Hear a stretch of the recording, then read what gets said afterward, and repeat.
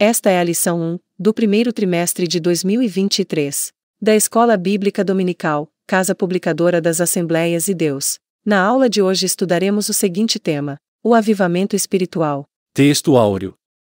E se o meu povo, que se chama pelo meu nome, se humilhar, e orar, e buscar a minha face, e se converter dos seus maus caminhos, então, eu ouvirei dos céus, e perdoarei os seus pecados, sararei a sua terra. Segundo Livros das Crônicas, capítulo 7, versículo 14. Verdade prática. Humilhar-se diante de Deus, buscar a face do Senhor em oração, e converter-se de seus maus caminhos, são atitudes que precedem o avivamento espiritual. Leitura bíblica em classe. Iremos ler o segundo livro das Crônicas, capítulo 7, do versículo 12 ao 15, em seguida leremos o livro do profeta Ageu, capítulo 2, do versículo 5 ao 9. Eu passo a ler. E o Senhor apareceu de noite a Salomão, e disse-lhe: Ouvi tua oração, e escolhi para mim este lugar, para a casa de sacrifício. Se eu cerrar os céus, e não houver chuva, ou se ordenar aos gafanhotos que consumam a terra, ou se enviar a peste entre o meu povo. E se o meu povo, que se chama pelo meu nome, se humilhar, e orar, e buscar a minha face, e se converter dos seus maus caminhos, então, eu ouvirei dos céus, e perdoarei os seus pecados, e sararei a sua terra. Agora, estarão abertos os meus olhos, e atentos os meus ouvidos, à oração deste lugar. Agora, vou ler o livro do profeta Ageu, capítulo 2, do versículo 5 ao 9. Segundo a palavra que concertei convosco, quando saístes do Egito, e o meu espírito habitava no meio de vós, não temais. Porque assim diz o Senhor dos Exércitos. Ainda uma vez, daqui a pouco, e farei tremer os céus, e a terra, e o mar, e a terra seca. E farei tremer todas as nações, e virá o desejado de todas as nações, e encherei esta casa de glória, diz o Senhor dos Exércitos. Minha é a prata, e meu é o ouro, disse o Senhor dos Exércitos. A glória desta última casa será maior do que a da primeira, diz o Senhor dos Exércitos, e neste lugar darei a paz, diz o Senhor dos Exércitos.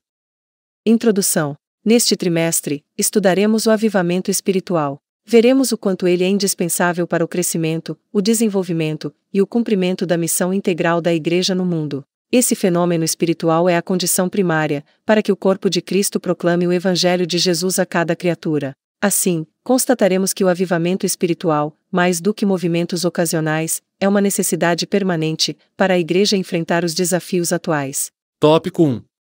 O que é avivamento espiritual? Subtópico 1. Avivamento espiritual. Em primeiro lugar, o avivamento espiritual é uma intervenção de Deus. Só tem início quando o Espírito Santo encontra espaço no coração de uma pessoa, de um grupo, de uma cidade ou de uma nação. E mais ainda, quando uma igreja local volta-se para Deus, buscando-o, de maneira humilde, para que Jesus possa transformar a realidade espiritual. Dessa forma, as circunstâncias de nossa vida externa também são transformadas pelo poder divino. Subtópico 2. A pré-condição para o avivamento. A Bíblia nos mostra que uma situação de crise espiritual, ou moral, pode ser pré-condição para o avivamento. Deus disse ao rei Salomão: Se eu cerrar os céus, e não houver chuva, ou se ordenar aos gafanhotos, que consumam a terra, ou se enviar a peste entre o meu povo. Aqui, a crise está delineada em termos climáticos. Entretanto, ela também pode ser moral, política e econômica, afetando todas as áreas da vida de um indivíduo, de uma igreja local ou de uma nação. Tópico 2. As condições para o avivamento espiritual. Subtópico 1. Uma crise.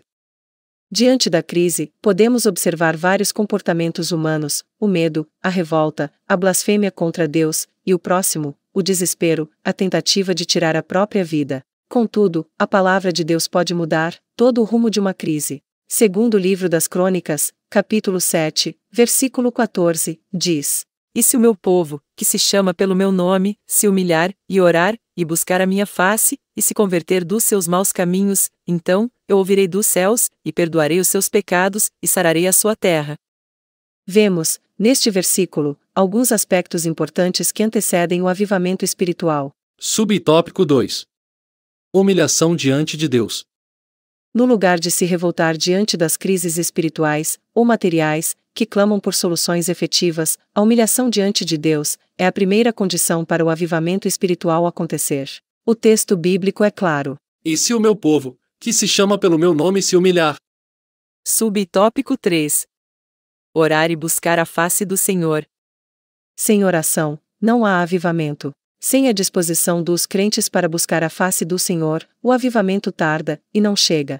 Nesse sentido, podemos perceber se uma igreja local busca verdadeiramente um avivamento espiritual, de acordo com a frequência dos crentes aos cultos de oração, na prática das orações devocionais, na perseverança em orar, com propósito por determinados períodos de tempos. Além de orar, o suplicante que busca a face do Senhor persevera mais para receber de Deus a resposta de sua súplica. A ausência dessa disposição perseverante é uma das razões pelas quais Deus não envia um avivamento em muitos lugares. Subtópico 4.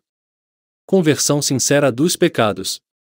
Se o meu povo se converter dos seus maus caminhos, não pode haver avivamento sem confissão de pecados, sem que deixemos os nossos maus caminhos e nos lancemos às misericórdias de Deus. Eis uma advertência tão séria: se eu atender à iniquidade no meu coração, o Senhor não me ouvirá. Subtópico 5. Um caminho preparado.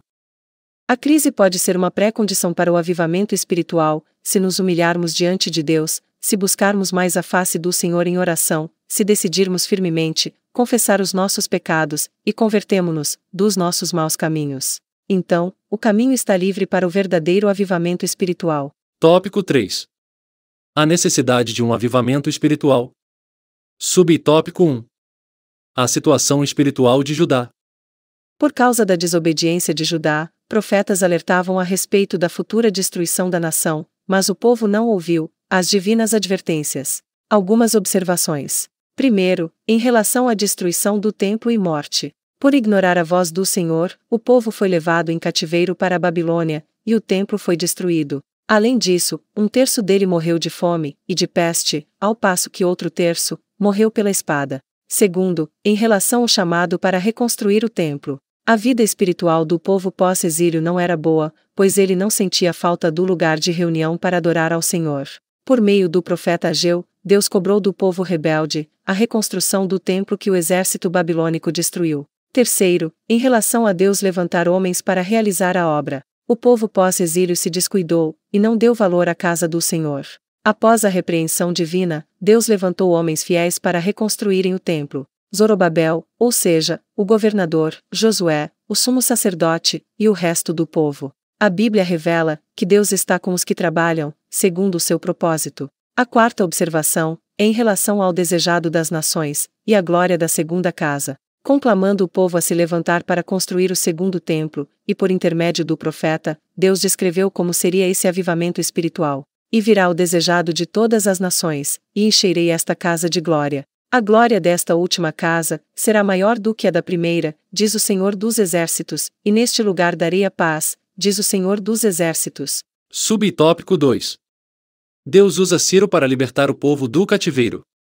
Ciro não era filho de Israel, não era servo de Deus. Ele era o rei da Pérsia, mas foi levantado pelo Altíssimo para executar seus planos de libertação do povo israelita, que se achava cativo na Babilônia. Promessas de Deus a Ciro. Foi tão importante o papel de Ciro, que o Senhor o chamou de seu ungido, fazendo-lhe promessas tão grandes, que só foram vistas, em relação a homens verdadeiramente chamados, para realizar seus divinos propósitos. Ciro liberta Israel do cativeiro. Logo no início do seu reinado, o rei Ciro ouviu o chamado de Deus, para executar a grande missão de libertar Israel, cumprindo as profecias, que anunciavam o fim do cativeiro. No ano 1º de Ciro, 538, a.C., ele cumpriu o que Deus colocou em seu coração. A conclusão do templo. Com a graça de Deus, por meio do rei Ciro, levas de israelitas voltaram a Jerusalém, e começaram a reconstruir o templo. Em 520 a.C., o templo se encontrava em ruínas. Com a bênção de Deus, o segundo templo, ou seja, a segunda casa, foi concluído em 516.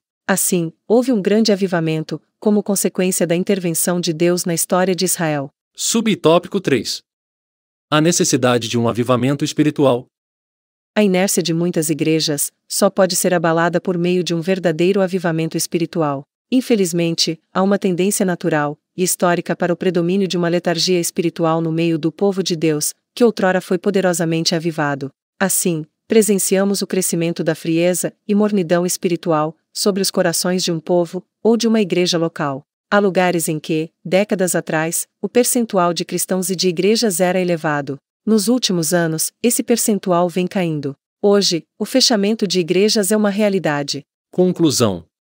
Quando o povo de Deus se encontrar em situação de frieza espiritual, a vontade divina é a de sempre reacender a chama que está se apagando. Se for preciso, ele usará uma crise para isso, usará circunstâncias diversas para levar o seu povo ao deserto, a fim de falar ao seu coração.